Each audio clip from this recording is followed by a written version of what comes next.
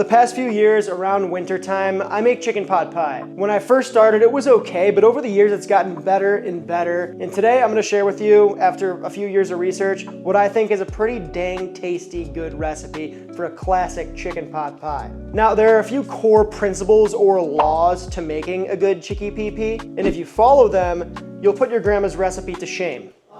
Respectfully. Which, by the way, I was thinking about this. Has your grandma ever made you chicken pot pie? No. Why is chicken pot pie like a grandma recipe? It's not really. We're living a lie. All right, there's a couple components here, but we gotta get going on the filling. The first law of chicken pot pie is to slice the vegetables into similar sizes that are large enough to feel when eating. Go large dice on this, trust me. I thought I was a cool chef guy in Brunoise these one year, and the veggies just like melted into the filling. We want texture, we need texture. Texture is life. In chicken pot pie, the typical mirepoix of carrots, celery, and onions are generally added, but we're also gonna add leeks because leeks are nice, they taste nice. All right, veggies done. This brings us to our next law. The next law is that chicken pot pie should taste like chicken, which is kind of stupid sounding, but this is a super rich dish made with lots of butter, lots of dairy. It's easy for the chicken to take a back seat to all the unctuousness going on. So to drive that chicken flavor forward, we are going to roast the chicken, not boil it, because that would just be bland. I also like to tear the chicken, not keep it in cubes, because I like the texture more. Remember, texture is life. Speaking of chicken flavor, here we got some chicken bouillon powder, schmaltz, aka chicken fat, very flavorful, very strong chicken flavor, and lastly, good chicken stock. What do I mean by that? I mean roasted chicken stock, preferably homemade, but you could use store-bought. You just want to make sure there's a lot of collagen in that stock.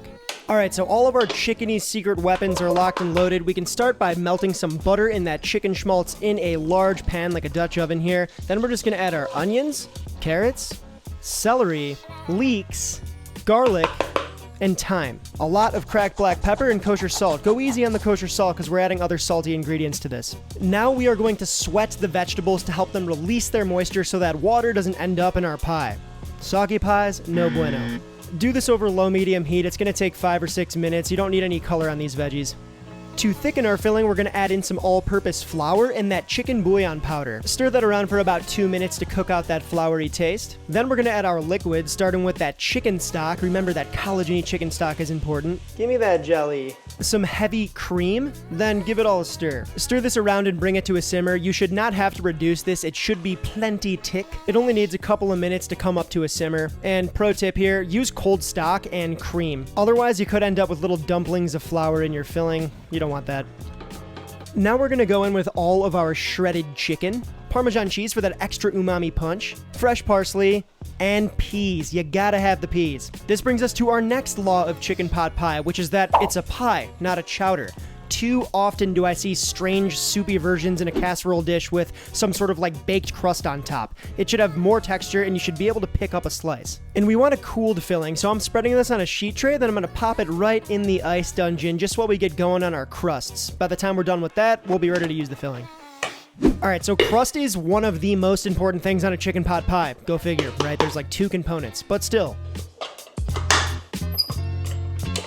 This is a neutral French short crust called pâté brisé. I use this for all my pastry crust basically that I make, whether it be for a pâté or terrine, an apple pie, a quiche, you get it. I made this recipe a ton of times on the channel here. I'm gonna leave all the measurements for you below and also on the website. It's very easy to do. For this recipe, I make 2 batches of this dough just to make sure that I have enough for the entire pie. And keep in mind, I know it might be annoying, but this dough does need to rest in the fridge for 4 hours, or better yet, overnight if you can. Moving right along, we are ready to line our pie tin. So we gotta roll the dough out. You can use plenty of flour here, clean work surface. Make sure the dough is cold when you do this and roll it out to a 1/4 inch.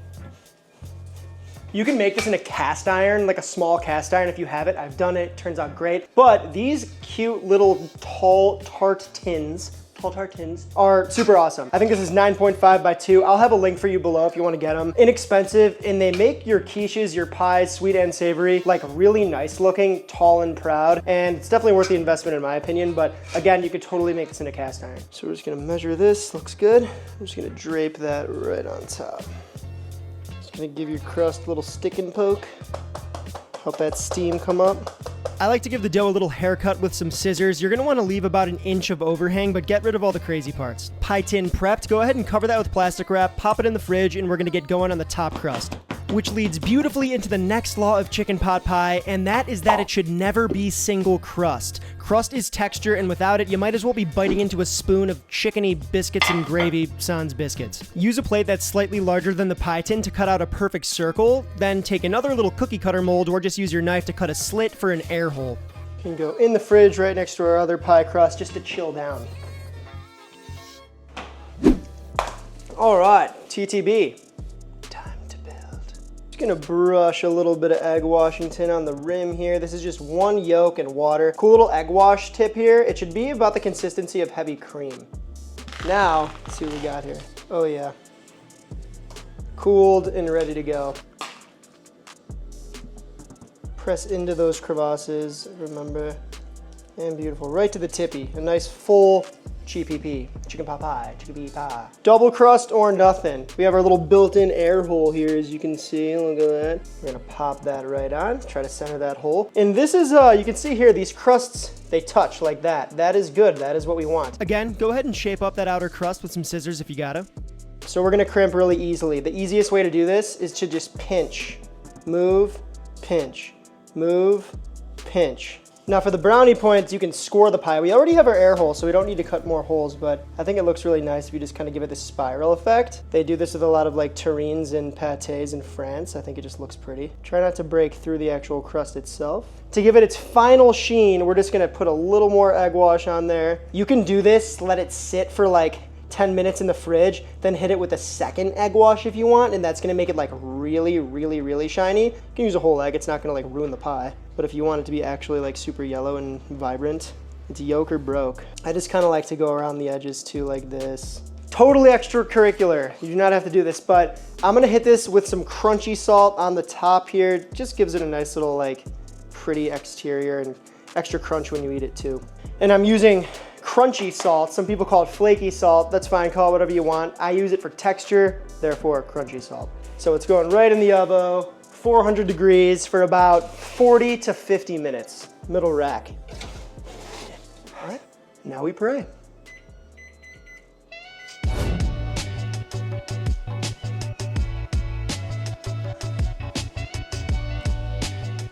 Oh yeah, baby. Would you look at that crumbo? That brings us to the final rule of chicken pot pie, and that is do not serve chicken pot pie super hot. Let me take you back. Remember that one time in college when you couldn't wait and you absolutely torched the roof of your mouth on a Marie Callender's microwave chicken pot pie? No? Serve this warm, not hot. If you cut into it now, it's just gonna slop all over the place. You want at least to have a little bit of integrity in that piece. So now we play the waiting game. All right, this thing's been cooling down. Let's see what we got. Oh yeah, golden bee. Looks good all the way around. Let me see the other side. Smells of butter puff. That's a good thing. She's still a little warm, but mostly cooled down. See if we can get a nice slice. It's looking and sounding good, guys. Ooh.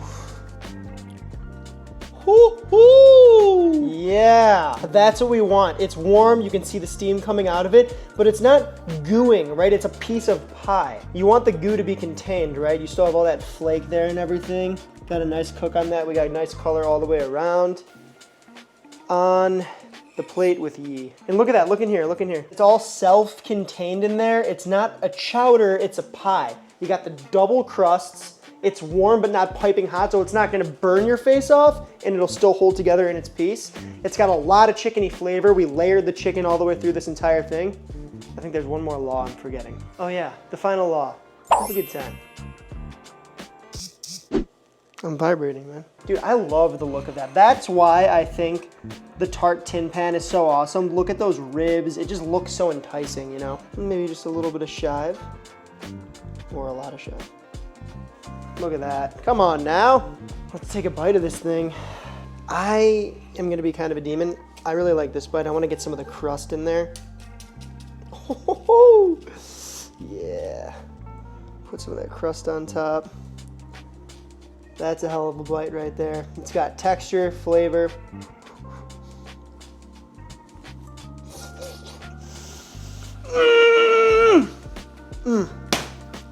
Hot damn.